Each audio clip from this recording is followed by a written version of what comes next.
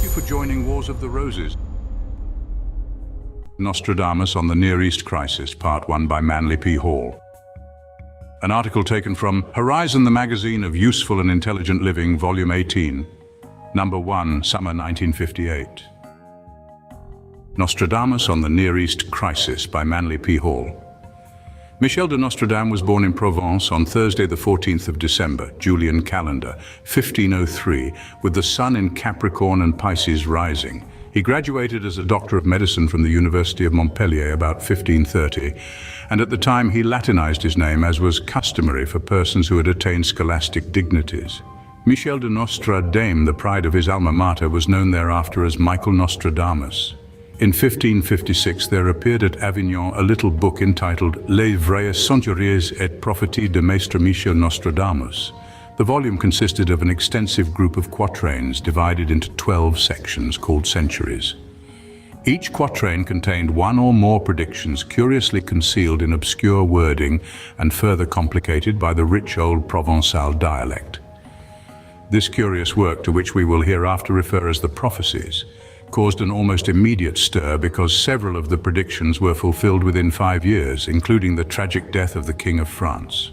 The Prophecies was translated into English in 1672 by Théophilus de Garancière, a learned physician in his own right. De Garancière referred to Nostradamus as one of the best astronomers that ever were. In his preface to the translation of the quatrains, the learned doctor has a debate with himself, attempting to explain how Nostradamus had been privileged by the light of heaven to have a knowledge of the future, when God had withheld this insight from thousands of the members of his holy church and countless others who might be considered the betters of a common sort of physician. It is finally concluded, however, that for reasons not obvious, Nostradamus had been privileged to receive the blessing of the Holy Ghost for unanswerable reasons. The quatrains, together with a smaller work usually referred to as the sextrains, have never ceased to be of public interest and concern. Whenever during the last 400 years a crisis has arisen in the affairs of nations, or some strange and unexpected occurrence has transpired, it has been faithfully reported that Nostradamus had accurately predicted the event. His writings were extensively quoted during the French Revolution, the Napoleonic era, the restoration of the empire, and the troublous times accompanying the establishment of the Republic. His name appeared conspicuously in propaganda publications of World Wars I and II, and as we approach another of the critical periods which he foresaw, his prophecies and commentaries thereon are once again in demand. Even after 4 centuries, however, there has been no satisfactory key to the method which he used in predicting world events. It has been assumed that he employed long astronomical cycles, which he interpreted astrologically, but this will not explain the uncanny skill with which he was able to name persons unborn and apply to them characteristics of the most intimate nature. From the quatrains themselves, there is an intimation that the seer practiced hydromancy or one of the other ancient magical methods associated with the divinatory arts. Although the quatrains are divided into centuries, it should not be assumed that the prophecies themselves have any obvious chronological sequence. According to early accounts, the seer prepared his verses in proper order and then shuffled them about to make their interpretations more difficult. Usually, however, he embodied in each quatrain a keyword or phrase, sometimes an astronomical or emblematic allusion, so that there could be no mistake as to the meaning once the incident had occurred. By this method, he accomplished 2 distinct ends. In the first place, he reduced the anxiety of the reader who might become despondent over some approaching disaster, and secondly, he protected his own reputation by demonstrating that he had precise foreknowledge about the circumstance in question. It was a strange contrivance, perhaps unique in the history of literature. Rare portrait of Nostradamus as a young man. In his apology for Michael Nostradamus, de Garancière, the first systematic translator of the prophecies, explains to the reader that the celebrated prophet had been much criticized and defamed by the intelligentsia of his time, in spite of the extraordinary talent in foretelling future events. 4 charges are specified, to wit, There was reasonable doubt concerning his religious orthodoxy, a serious charge in those days. Also, he applied himself to judicial astrology, which was losing favor with the schoolmen. Furthermore, his enemies had spread the rumor that he was a necromancer attended by an evil spirit. And lastly, his writings were exceedingly obscure, which state was worsened by the faults of copyists and the carelessness of printers. In his preface to his son Caesar Nostradamus, the seer has this to say about his own work: "I am the greatest sinner of the world, subject to all human afflictions, but being surprised sometimes in the weak by a prophetical humor, and by a long calculation, pleasing myself in my study, I have made books of prophecies, each one containing 100 astronomical stanzas, which I have joined obscurely, and are perpetual vaticinations from this year to the year 3797, at which some perhaps will frown, seeing so large an extension of time, and that I treat of everything under the moon. If thou livest the natural age of a man, thou shalt see thy climate, and under the heaven of thy nativity, the future things that have been foretold, although God only is he who knoweth the eternity of his light proceeding from himself." Broadly speaking, there is a somber note of pessimism in the writings of Nostradamus.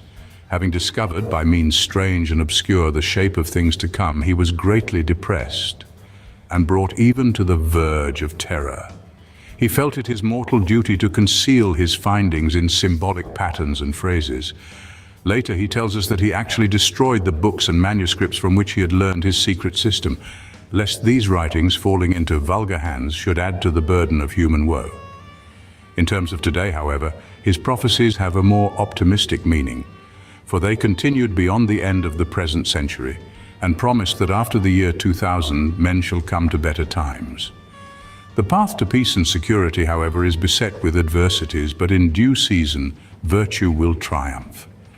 If Nostradamus is basically correct, humanity will not be destroyed by atomic experiment, nor will it so devastate the planet that it will no longer be able to sustain life and progress. Thus, he gives us what every good dramatist and moralist should include: a happy ending. In his thinking, the 20th century divides an old and a new way of life. When we have successfully passed the challenge of immediate solution to basic political, economic, and social problems, we can look forward to a real peace and the advent of that mysterious power, which, in the New Testament, is called the Comforter. Woodcut representation of the prophet from an ancient work. This is described as a true and remarkable likeness of the celebrated astrologer Michel Nostradamus. The coming of this comforter will be heralded by signs and occurrences, and the happy day will be preceded by a final alignment of great nations and powers who will lock themselves in a terrible conflict, a struggle of struggles, the biblical Armageddon. Nostradamus does not say that this war of wars will actually be fought upon an earthly battlefield, although he does not deny the possibility. His words can also be interpreted to mean a clash of ideologies, a struggle of systems, a massing of concepts or opinions leading to a final showdown in world affairs. It may be military aggression or economic or political aggression. Take, for example, certain predictions which are believed to bear upon World War II, which is still green in our memory. Nostradamus said that the eagle would fly against the rising sun. This could mean nothing in 1560, but in 1941, the United States, heraldically represented by an eagle, declared war upon Japan, whose symbol is the rising sun. Nor does it take much imagination to identify Adolf Hitler with the hysterical one, born near the Danube and destined to lead his people to bloodshed and destruction. Again, the quatrains tell us of a duke who would bring ruin to the House of Savoy. Mussolini was best known as Il Duce, and King Victor Emmanuel of Italy was of the House of Savoy. For centuries, translators and interpreters of Nostradamus pondered his frequent references to the Reds.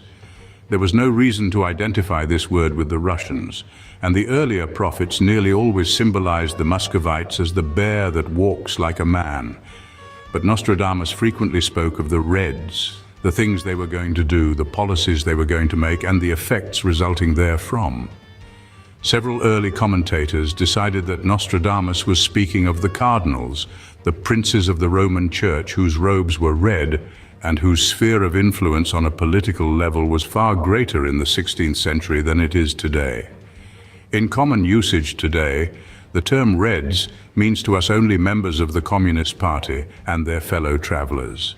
In this light, the quatrains in which certain references appear must be re-evaluated. An older example of this same situation was the reference to the stuttering king, who was to engage in conflict with the bearded king. Perhaps there were several possible occurrences which might justify this description. In due time, however, an event transpired which precisely fitted the prophecy. Along came Philip II of Spain, who had a speech defect and actually talked with a lisp. This royal lisp affected the entire spoken language of Spain. Philip had a difficult time with the pirate barbarian Barbarossa, whose name literally means red beard. Such curious fulfillments of unusual phrases contributed vastly to the prestige of the great French seer. In the public mind, he was regarded as almost infallible. How else could he be so correct in the minutest detail? In both World War I and World War II, military strategists and propagandists translated convenient sections of Nostradamus, interpreted selected quatrains to advance their own purposes, and circulated these among the people of France, Germany, Belgium and the Netherlands as a means of influencing public opinion. In World War II, France was literally deluged with this propaganda during the German occupation. This certainly would not have occurred had not the prestige of the old prophet been broadly recognized. Scarcely a year goes by when some phase of his thinking is not revived and some new occurrence seems to fulfill one of his ancient lines. Several writers exploring the fertile field of the quatrains have found references which appear to relate to the present crisis in the Near East. Under several terms and symbols, the prophet mentions Arabia Felix, or Arabia the Happy. He also makes direct references to the crescent and the star, a device that is prominent among the Near Eastern, Far Eastern, and North African Muslim states. From his general remarks, Nostradamus seems to have believed that there would be a general consolidation of these Muslim kingdoms and republics, especially those bordering upon the Mediterranean. He insists that Islam will have its place in the sun and that after drifting for centuries in a condition of political disunity, it is inevitable that the Islamic states will finally unite and form a powerful confederation. In the days of Nostradamus, Europe was not well acquainted with the Near East, nor was it overly impressed with the importance of North African regions. Good Orthodox believers were still praying for relief and protection against the plague, the Turk and the comet. The Crusades had not bettered Christian-Muslim relationships, and Arabia Felix was the abode of the Antichrist. It cannot be said that traditional association between the West and the Near East had endeared Christendom to the Muslim world. Even today, very little has been accomplished on a religious level to bring these groups into a cooperative pattern. Numerically speaking, Muslimism is the second religion of mankind with approximately 400 million members. At one time in its history, it came perilously close to conquering Europe, but in the days of Nostradamus, the crisis had passed, at least to a degree, and the two levels of psychology were bridged with trade routes and some other shaky alliances. There was nothing at that time to indicate the rapid progress of Near Eastern affairs we have witnessed in the present century. These states are becoming increasingly wealthy and influential and by degrees are overcoming their own inherent weaknesses. Muslimism as a religion is spreading rapidly and shows tremendous internal vitality. Even though Muhammad himself forbade the persecution of Christian and Jewish minorities within his own areas, the traditions of Islam have not always emphasized this point, and such tolerance cannot be depended upon if emergency arises. The situation has become considerably more strained as the result of the creation of Israel as an independent state. It is hard to know how we can continually ignore religion on the higher plane of diplomatic relationships. The area once known as the Holy Land is sacred to three religions, and it would be difficult to imagine a more ideal site for the final reconciliation of these long-divided sects. The opportunity, however, is rapidly evaporating due to general bad management. Trouble might have intensified long ago had Muslimism been as closely integrated as medieval Christianity. The Muslims are beginning to realize this as witnessed by pan-Islamic movements, but as yet, these have not overcome the rugged individualism of the various separate groups. Indicative of the prevailing situation is the report made to me by a man who had recently returned from one of the American development projects now progressing in a Near Eastern Muslim state. He said that the employees were warned not to wear or exhibit any religious emblems, medallions or symbols which the native workmen might resent. Also, under no condition was any discussion of religion or any comparison between Muslim and non-Muslim beliefs to be permitted. Part of the trouble is due to the colonization policies of European nations with strong spheres of influence in the Near Eastern and North African areas. Efforts to limit or retard the advancement of colonies are no longer fashionable or acceptable. A strong desire for independence is now noticeable throughout the areas, and the use of force to resist inevitable change will always cause extreme and lasting bitterness. Most students of the prophecies of Nostradamus have been impressed by his references and implications bearing upon the Near Eastern question. He seems to have been convinced that these states would ultimately unite, and such a union could extend from Turkey to Pakistan. Such a federation would lead toward a strong religious political bloc, which would have to be taken into account as a major power. Islam is not simply a geographical area, it is a psychological entity. The pressures developing in the Near East are moving in the general direction that Nostradamus foresaw, and even his dating appears remarkably exact. Assuming that we interpret him aright, a critical situation will develop between 1960 and 1970, with the central years of the decade the most crucial. Many factors may contribute, some of them totally outside of our present experience. We are not accustomed to deal with theocratic powers, that is, nations in which the religious equation dominates all other considerations. We must also face the emotional intensity of uneducated peoples. This is no reflection upon their intelligence, but it has been reported that the sovereignty has recently been attained by a country in which less than 100 persons have the equivalent of a high school education. There is no question that the inhabitants of this region are fully able to maintain their way of life, and are moving forward rapidly toward the strengthening of their educational institutions. It will take time, however, for all changes must be according to tradition and the Quran. Portrait of Nostradamus in the closing years of his life. The prophetic insight of Nostradamus led him to assume that the motion beginning in 1960 also dated a long-range program of Asiatic consolidation, heralding the political and social rebirth of Asia. He envisioned the Eastern Hemisphere as awakening from a long period of reactionary concepts and taking its place among the great powers of the earth. To him, this could mean only one of two things. Either strong and adequate understanding must come, or the Orient and the Occident would come together in a terrible clash of policies that could lead to total war between the hemispheres. Always the prophet advocated intelligence as a sovereign remedy.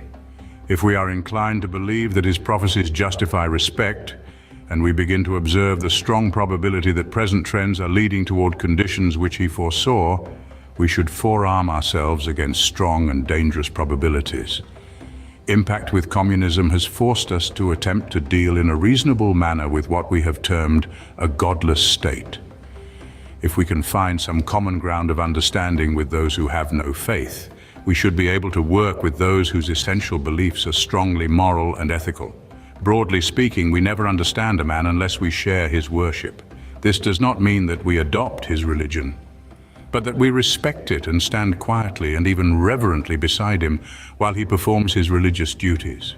According to Hegel, the German philosopher, each of the world's religious groups has a distinct keynote by which its essential value may be experienced. He says that the keynote of Judaism is duty, Confucianism order, Buddhism patience, Muslimism justice, and Christianity love. Is it not evident that all these virtues must be present if the security of man is to be attained and preserved? In interreligious relationships, therefore, a conduct pattern inconsistent with the basic convictions of a faith must always cause suspicion among those of other faiths. Perhaps they are doing no better, but they are seeking not faults, but virtues in those to whom they turn with hope and confidence. If the Muslim world has a deep, if to us strange sense of justice, this cannot be too often offended without serious consequences. For centuries, international relationships between greater powers and also lesser ones have been an almost continuous record of disillusionments. Solemn pacts have been violated, treaties broken, and fair words used to cover selfishness and exploitation.